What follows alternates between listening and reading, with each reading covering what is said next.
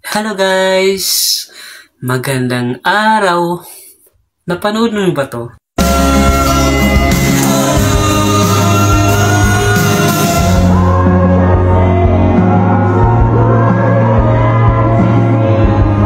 Yan yung part 1 ng video ito. Dahil ang video na mapapanood nyo ngayon ay part 2 na po. Ang part 1 po ay mapapanood nyo gamit yung links sa title at yung link na nasa comment section. Doon nyo mapapanood yung part 1 ng video natin ngayon. Kaya guys, sana panoorin nyo muna yung part 1 at abangan nyo rin yung part 3 ng video natin. Sana guys, panoorin nyo. Pakipindot lang po ang link dyan sa title at yung link na nasa comment section po. Kaya guys, thank you so much sa lahat po ng nakapanood doon. Maraming salamat po. At sa lahat po ng hindi nakapanood, sana po panoorin nyo mula sa simula hanggang sa dulo. Okay guys, hindi ko na patatagalin ang video natin ito. Kaya sisimulan ko na in 3, 2, 1, camera rolling.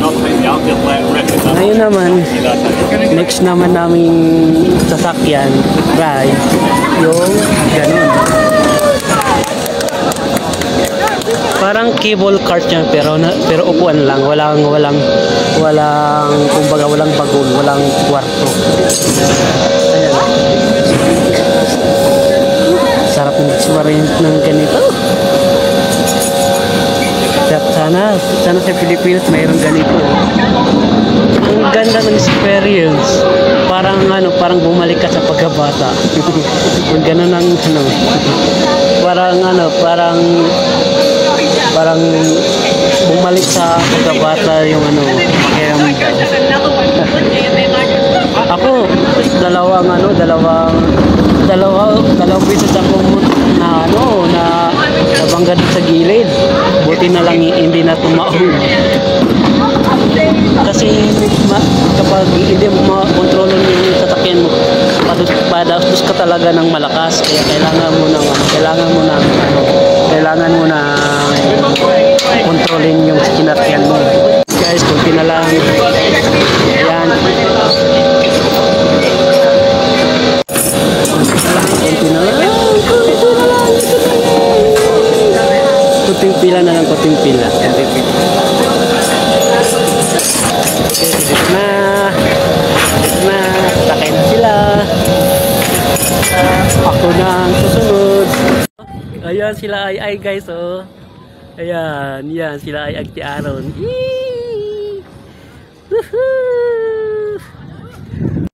Oh my God, ang guys,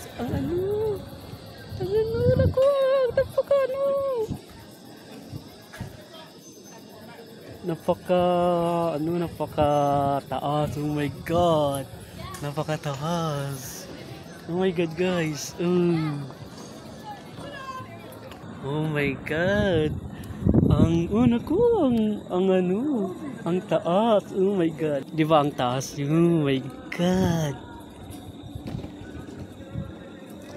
Hello.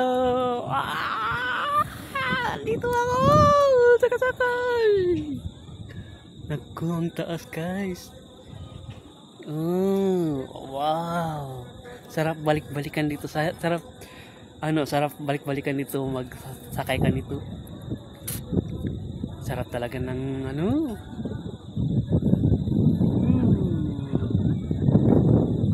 para din siyang cable car, pero upuan lang. Ito yung nung pababa kami, yun ang sinasakyan namin, yung parang scooter na maliit, parang sasakyan na maliit na pang bata. Pero pag akyat, ito yung sinasakyan namin.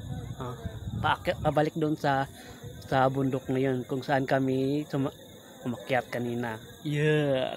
Diba? Ay! History na naman. Oh my God. Wow. ganda pa. Oh my God, ang ganda ng ano, New Zealand. Buong New Zealand, makikita mo. Oh my God. Oh my God, oh my God, oh my God, oh my God. You know, yan ang sinasakyan namin kanina guys, pababa. Nginig na yung katawan ko, yung kamay ko kasi ano eh, malamig din eh. Nasa bundok pa naman.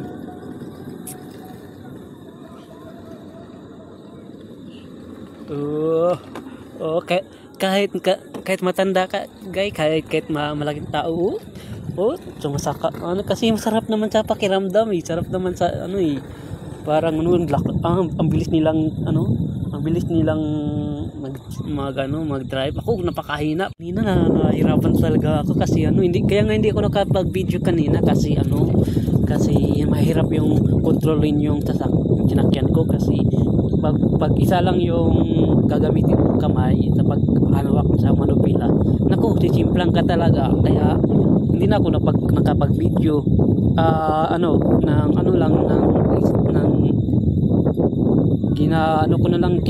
nilagay ko na lang dito sa upuan ko yung cellphone kasi hindi ko na makontrol. Baka alam niyo, 2 beses ako na simplang muntay ka na masimplang.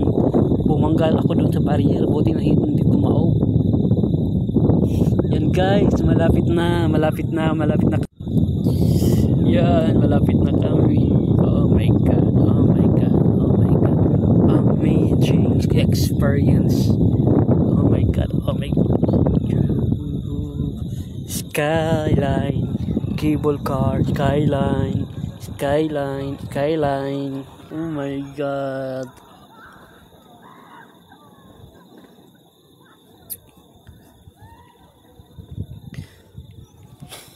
Sit down daw. Kasi hindi ako nakaupo agad eh. Oh my God. Oh my God, ito likod ko. Wow, magkasawa. Oh my God guys. First time. Ang sarap-sarap balikan dito, no? Yan, malapit na kaming makarating sa taas. Yan yung kapatid ko si Aisa at saka si Aaron. Kasi si Bayaw hindi na sumama kasi may batang maliit. Siya muna ang mag-alaga. Lagi naman silang pumupunta dito kaya hindi na siguro nagpaubaya muna siya. Malapit na kami.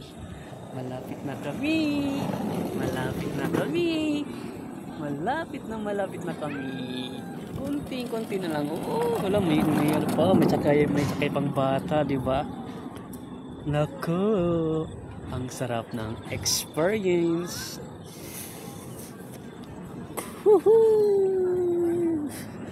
Sasamahan.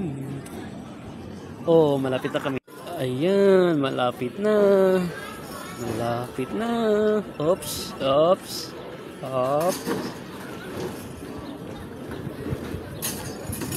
Okay. Malapit na.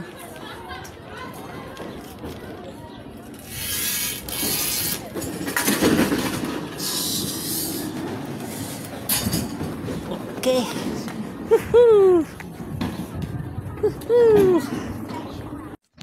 Hello guys. Hello. I'm here sa nandito kami sa pinakatuktok ng New Zealand. Mountain to siya, isa siyang bundok pero dinevelop nila dito sa skyline. Diba ang ganda? Ang ganda. Kaya punta tayo dun sa oops. Ang ganda guys. Wow. Makikita niyo yung buong New Zealand, no? Parang North Island sa New Zealand yata to. No? To. Check guys. Yan.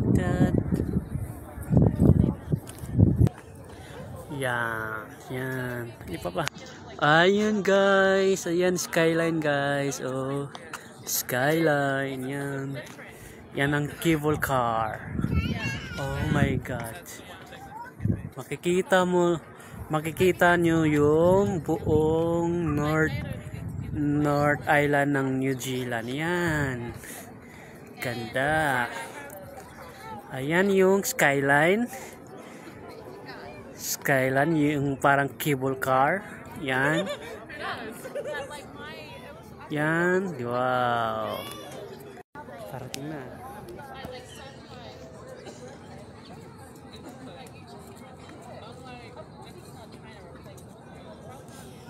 Ang sarap sa pakiramdam. Ang sarap na sa pakiramdam na experience ko sa ganito. Dati nakikita ko lang to sa libro. Dati nakikita ko lang to sa mga TV, sa mga video sa YT, sa Facebook, sa TikTok. Lalo na dun nung pumunta dito yung mga kapatid ko. Kaya ako rin nakapunta rin ako dito. Kaya thanks God.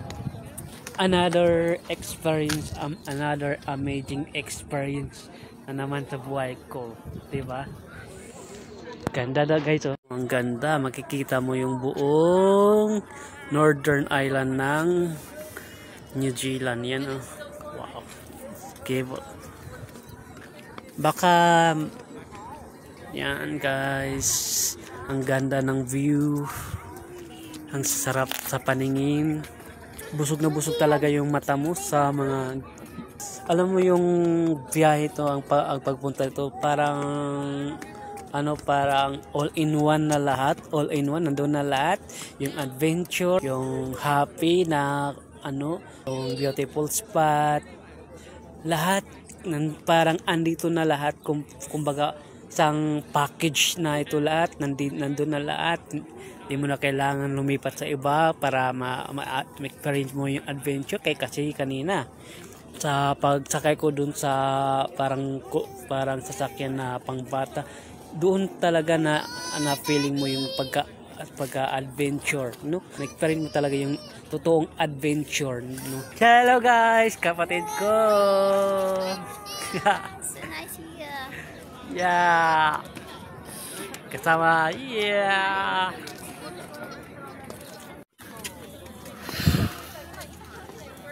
Dahil nandito sa mataas na area, itong lugar na pinuntahan namin, maramdaman mo rin yung sobrang lamig. Hindi naman masyadong malamig kasi summer pa naman ngayon. Andito, pero maramdaman mo pa rin yung lamig. Parang sana bagay na sa tingin ko, bagay na bagay gawin nga ganito. Nagayahin sa Pilipinas yung itong tulad nito na sa Baguio, di ba? Di ba mabundok din yun. Parang bagay na bagay, perfect na gagayahin ng Pilipinas ang ganitong mga tourist spot, no? Doon sa Baguio kasi bagay na bagay, malamig, tsaka nasa mataas na area. Sa tingin ko bagay na bagay yung Baguio sa Tagaytay, ganun, no? Bagay na bagay kasi ganun din tulad din dito na nasa mataas na area,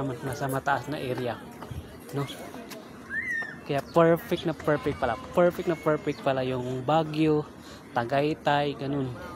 Sobrang ganito rin yung klima, malamig din. Yan guys yung dinaanan namin nung patakay kami sa mga na yan, oh. Yan guys, yan.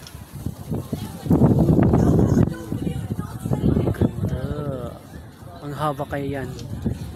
Dahil sa bagal akong magpatakbo, umabot kami ng ilang minuto bago dumating sa finish line. Yan.